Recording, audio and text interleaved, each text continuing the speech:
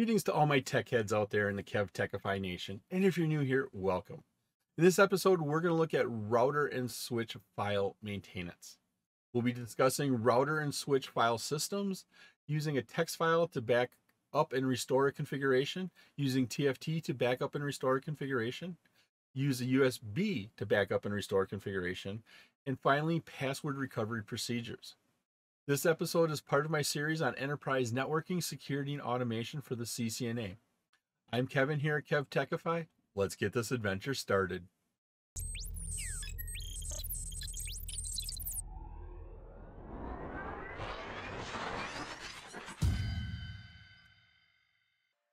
The Cisco iOS file system allows the administrator to navigate to different directories and list the files in that directory. Now, the administrator can also create subdirectories in flash memory or on a disk, and the directories that are available depends upon what device you're actually on. We can issue the show file systems from our privilege exec mode, and it'll list out all the file systems. If you're going to compare this to like a computer, these would be all the hard drives in your computer. Right here would be all the hard drives. We have a system drive, we have a temp sys, we have a boot flash, we have a flash, we have a USB, we have a web UI, we have a null, tar, TFTP. These are all the storage locations you have. Over here, this asterisk indicates the current default file system. So if you don't specify a file system, file location, it will default to that boot flash or flash. By default, once again, the boot flash and the flash were the default file systems. If we type in dir, which is short for directory, we're going to get a directory listing of the boot flash of all the files that are in there. This here is all of the files that are listed in the boot flash. We can find out different types of information. The read, write, the execute settings of that. How big is this? When was this modified? And also the time. We can find all that out. We can see the list of all of the information. Navigate around the file system.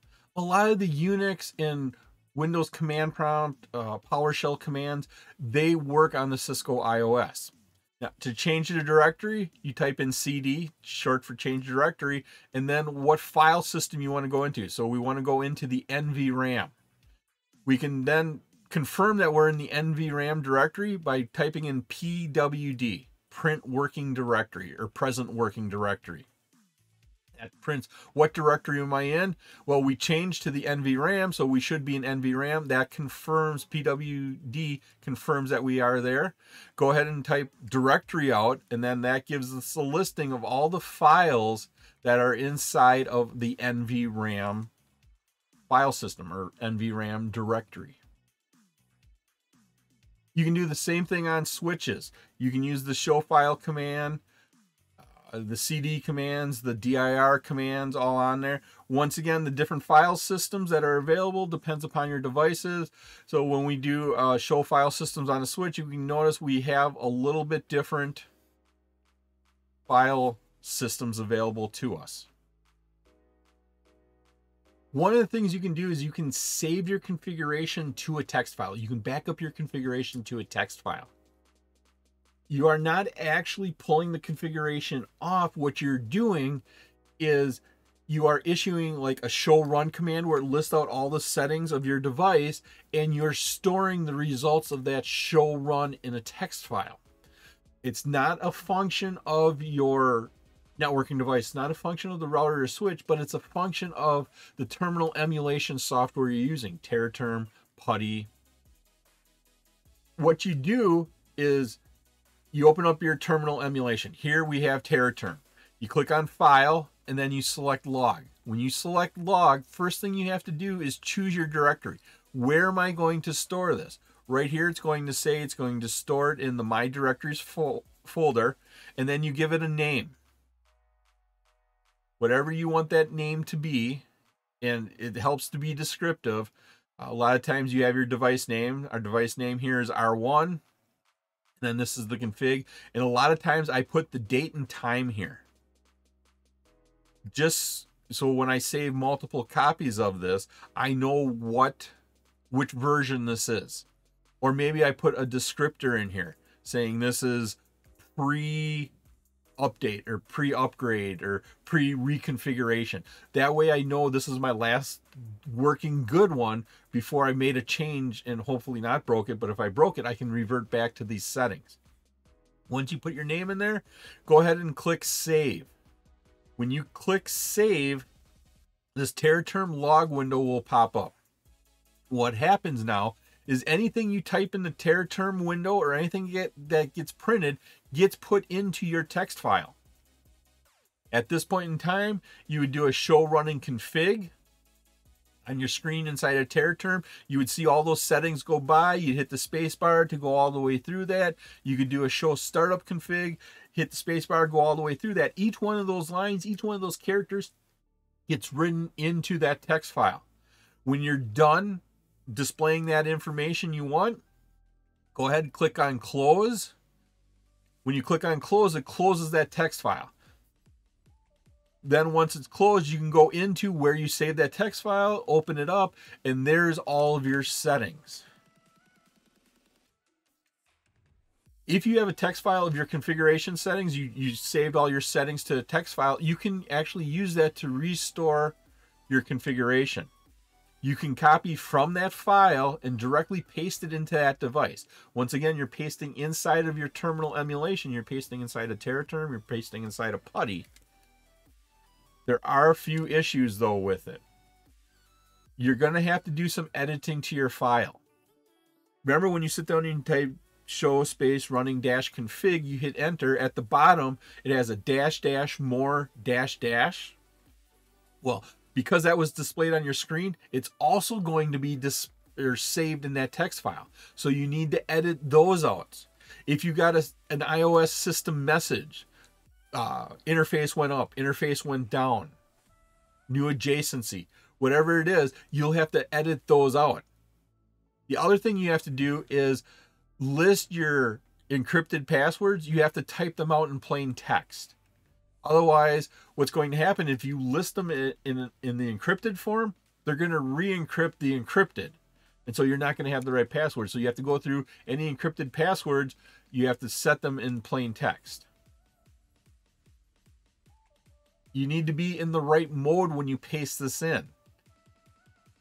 And think about that. You go in there and you type enable to get into privilege exec mode. You type in config T to get into global configuration mode. Either you have to have those, you have to put those commands in the beginning of your text file so that you get in the right mode, or you need to get into the right mode and then paste that file in there.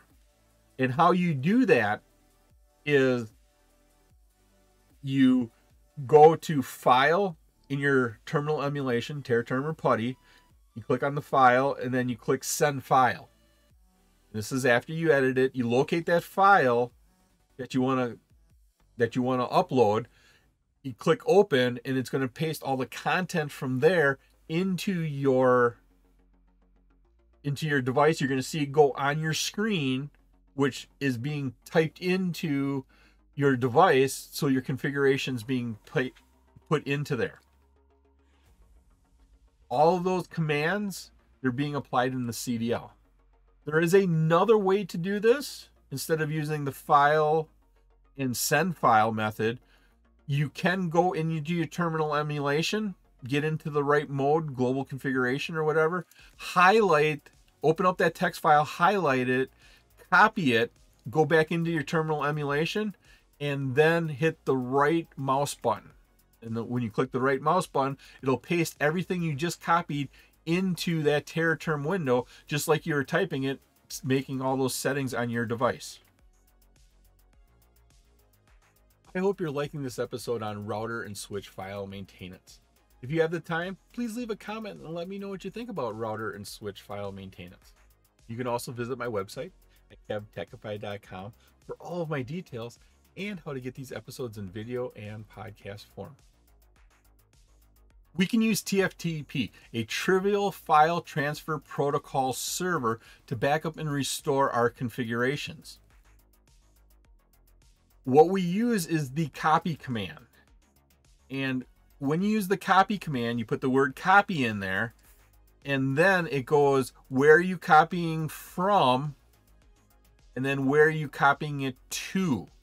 So these are those system locations. These are the files that are on, or file systems that are on your devices.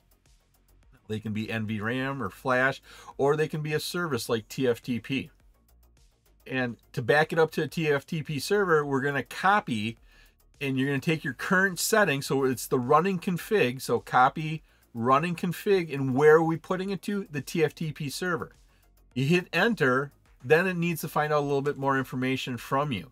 What is the IP address of your server? Now, before you do this, I would probably ping your TFTP server. I would ping your TFTP server, make sure you have that connection. Once you verify you have your connection, then you can do the copy running config TFTP.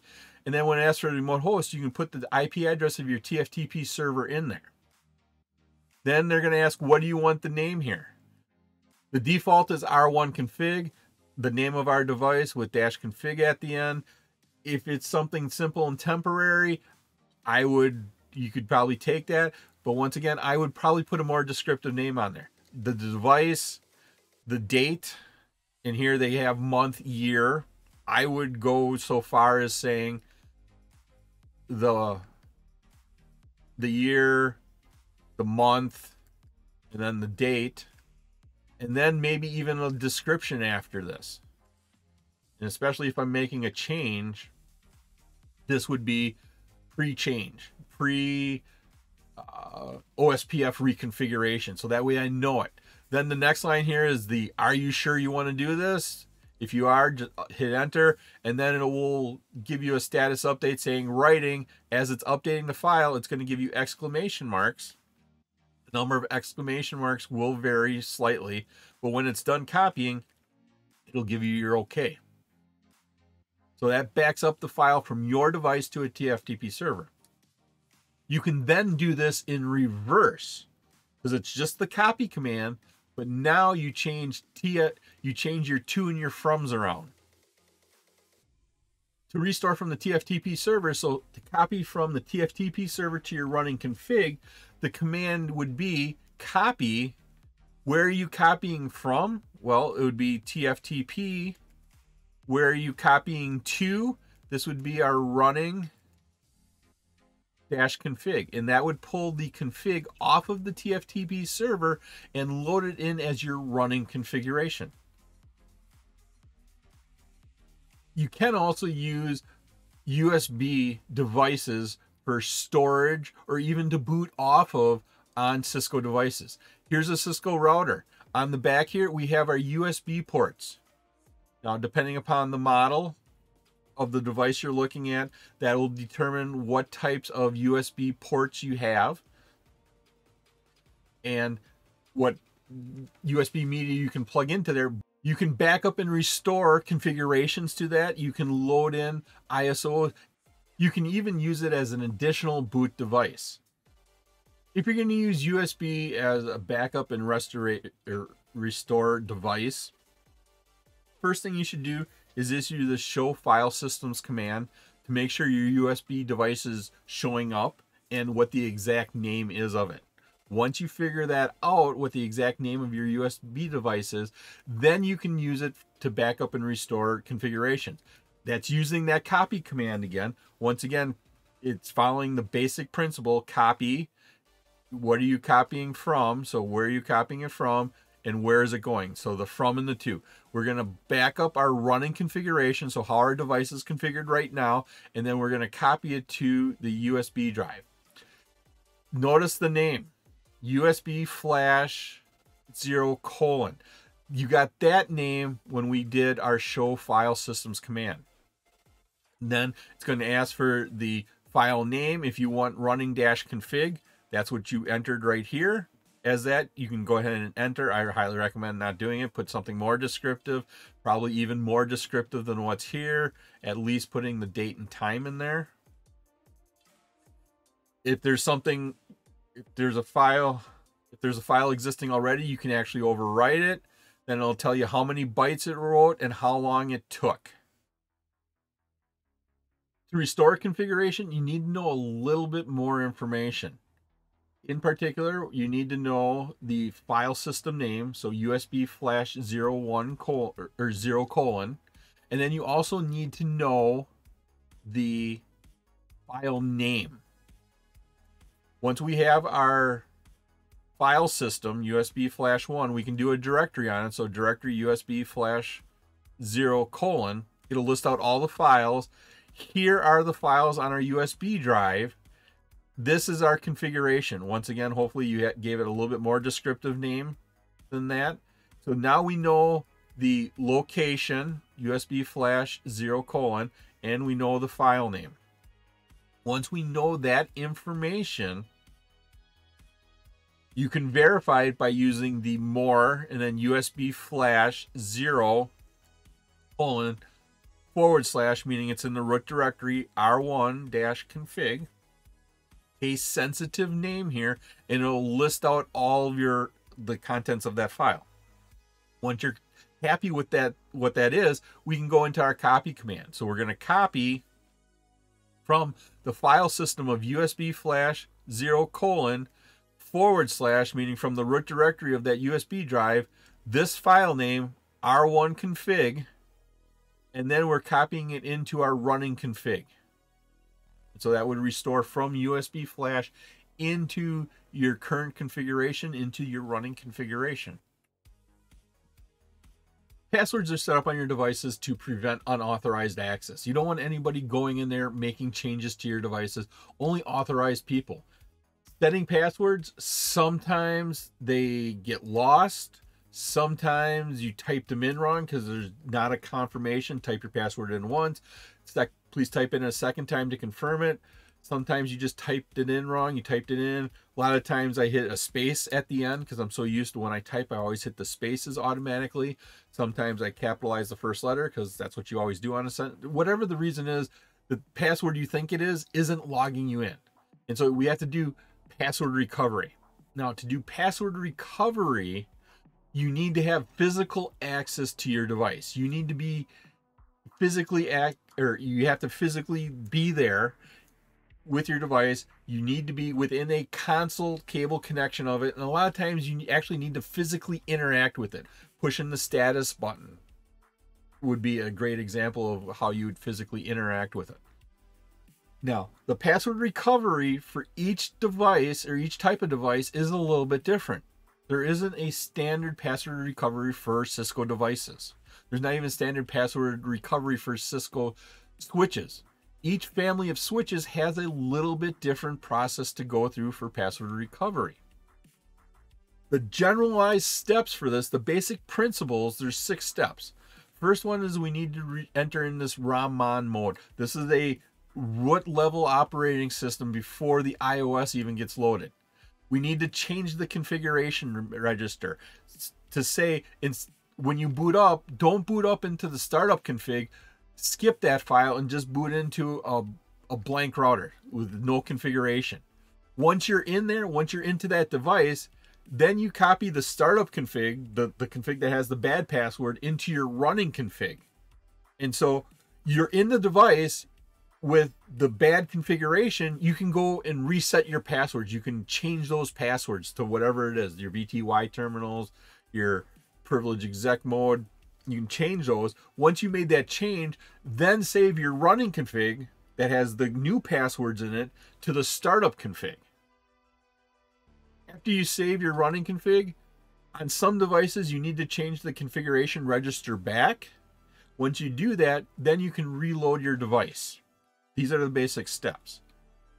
How does this work? We'll show you an example here. First, you need to get into ROM-MON mode. To get into ROM-MON mode, it's different on every device. Some of them you have to hold the status button in until a certain light blinks and then you can let it go. Some of them you hold it in For a much longer time, some of them you have to do a key break sequence on your keyboard through your console connection. When you successfully interrupted that boot process, you're going to get a prompt here that says Ramon 1. Now, every time you enter in a line in Ramon, this number will increment. So Ramon will be the first time. If you hit enter, it's going to say 2. You enter in a command here, then it's going to go to 3. And so that number will increment as you work through that. Once you're in there, you go and you change your configuration registry. You have to set it to the value. Typically, it's this 0x2142. 0x means here that this is a hexadecimal value. This is hex 2142. This signifies to the device, when you boot up, ignore that startup file. When you change your configuration registry, you type in reset. And notice how the numbers have changed. We went from Ramon 1 to Ramon 2, meaning this is the second Ramon command we've entered. When you type in reset, it's going to reboot.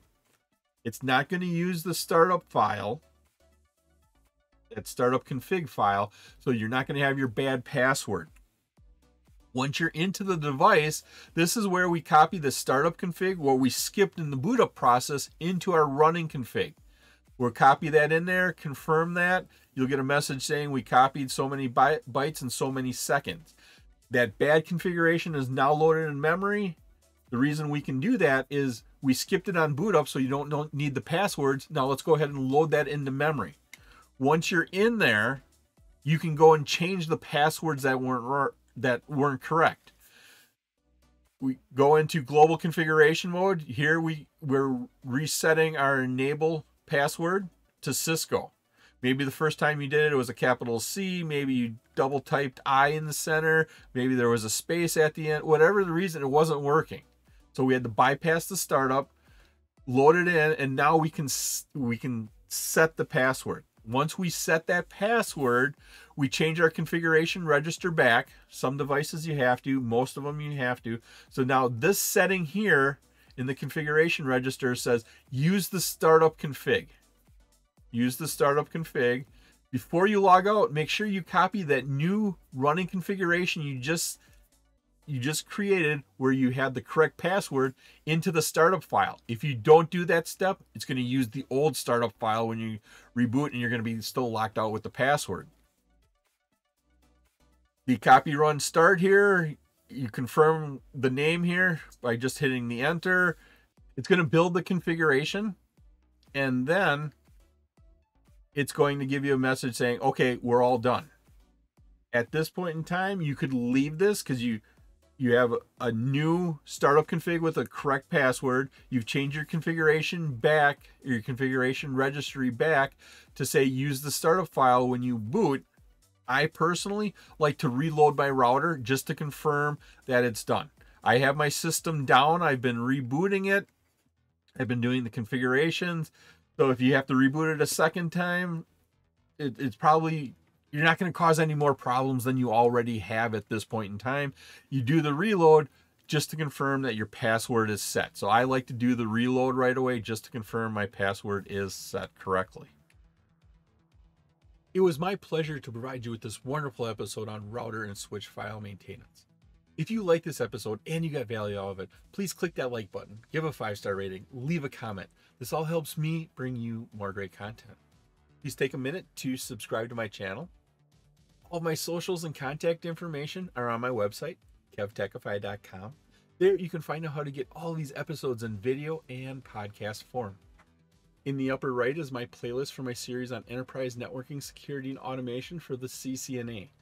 In the bottom right is one of my favorite videos that I linked just for you. Thank you so much for watching this episode of my series on enterprise networking, security, and automation for the CCNA. I'm Kevin. This is KevTechify. I'll see you next time for another great adventure.